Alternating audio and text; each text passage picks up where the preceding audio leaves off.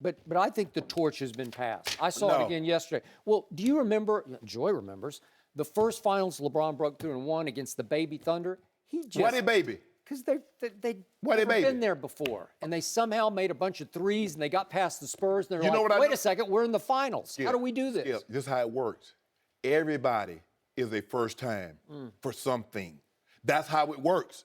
You're not born into the finals. You got to work your way. So everybody is a first time. LeBron went to the finals for the first time. The Spurs, the Lakers, the Celtics. Stop doing that. You remember James Harden disappearing in those, what, it was only 5 games, and right? he was the sixth man of the year. See, Skip, why you do that? You remember Russell Westbrook disappearing in those games? I do. Well, he had a 44-8. Do you remember him in the first half in the game 3? I want to know why you do that, though, Skip. You see what you did there? Joy, you saw what he did, Joy. You saw it, too. Now, LeBron James, he won the NBA Finals. The first thing you say, it was against the Baby Thunder. Well, it was. He just dominated. There wasn't no babies. You know what? He psychologically owned Kevin Durant. Remember, they'd worked out together and played. They still do. Oh, I don't think they do. They were just they were just in New York. Remember when LeBron flew up to NYC for the day? He and KD go ahead. What Kevin Durant did to him in the fourth quarter yesterday? He said, "I want LeBron." Skip, LeBron he guarded him the whole fourth quarter. Did you see that? LeBron still had 7 points in the fourth quarter. KD had 5.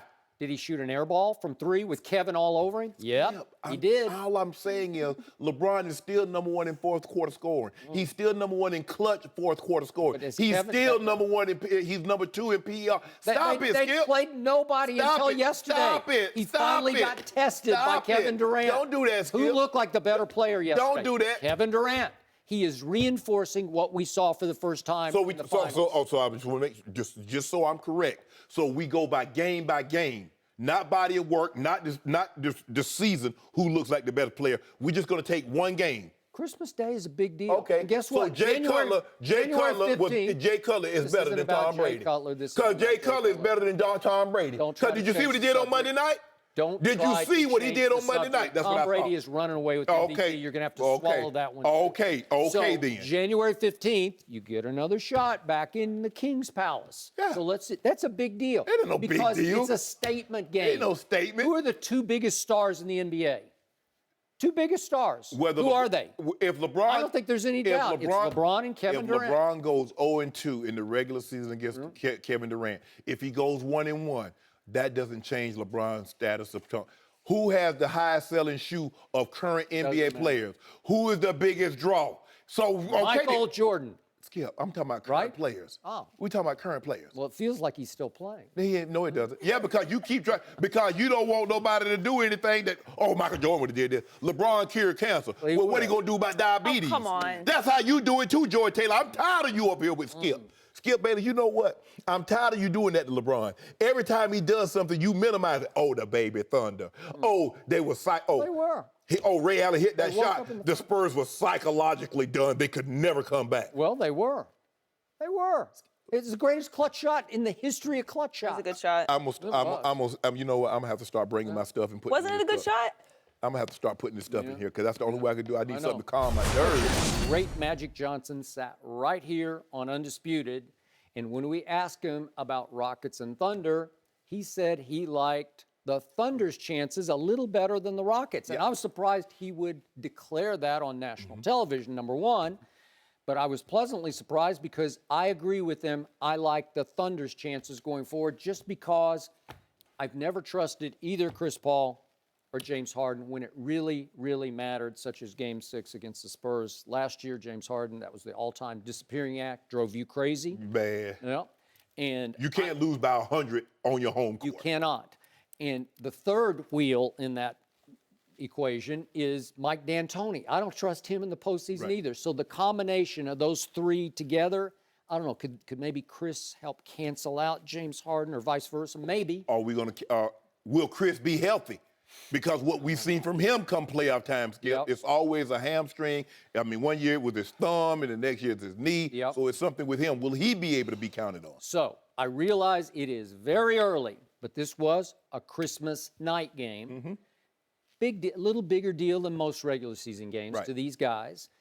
And the Oklahoma City Thunder are starting to figure it out. because they have now won 5 straight and 7 of 8, and they have now risen to 3rd in the league, tied for 3rd in the league in defensive efficiency with the San Antonio Spurs, San Antonio Broccoli, as you call them.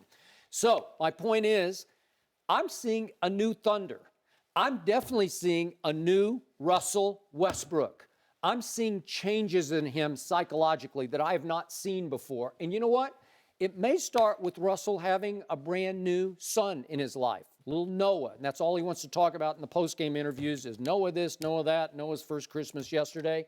And it feels to me like Russell is going a little more from me to we on the home front and on the team front.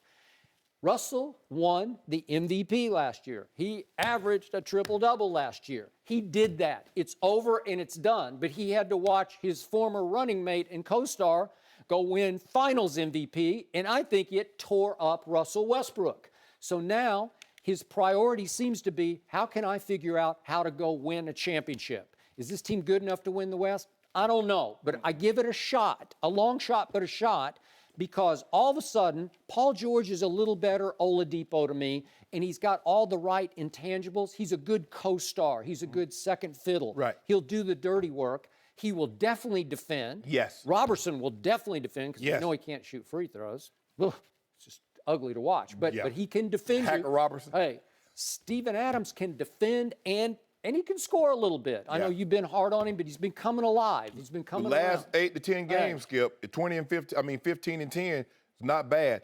But Skip, here's the thing. You say Russell has figured it out.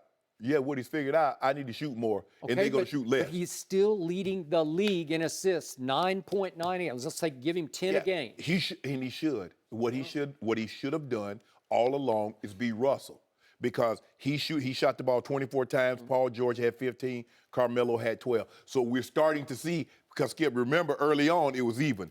Like 17.8, 17.6, 17.3. No, now you're starting to see the distance. Right. Russ is starting to go to 20. Paul George is going to 17. Carmelo's going 15, 16. So that may be how they have to stagger it so everybody's happy. But I am seeing Russell a little less selfish than I saw him last year when he's just like hell-bent. It's just Russell or bust. Well, that's what he has. He had to play that way. He's trying to get those other guys a little bit involved.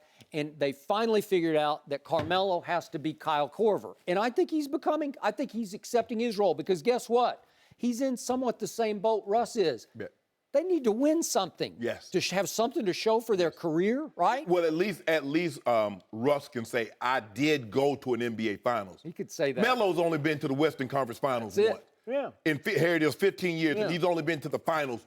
Not the NBA Finals, That's a correct. conference final. Right. So he definitely needs to win something. Okay. I know we got those gold medals on his resume, Skip. And he did win a college championship. Yeah, but when you play in the NBA, Skip, hey, this is what. This is it. Now, maybe foreign-born players, the Olympics and winning titles like that means a little more maybe than an NBA title. But when you're an American-born player, you need to get, especially when you see D-Wade has 3, LeBron has 3, Chris Bosh has 2. Those are the guys that you're going to be compared to. You got none. You haven't even been to an NBA Finals. So he definitely needs to get something on his resume. And this is his 3rd stop, and arguably his last stop. And he's accepting a role I never could have dreamed that he would accept. Thanks for watching. Subscribe here to get the latest from the show. Be sure to check out more of the best clips from Undisputed, or go watch a few segments from the newest show on FS1, First Things First, with Chris Carter and Nick Wright.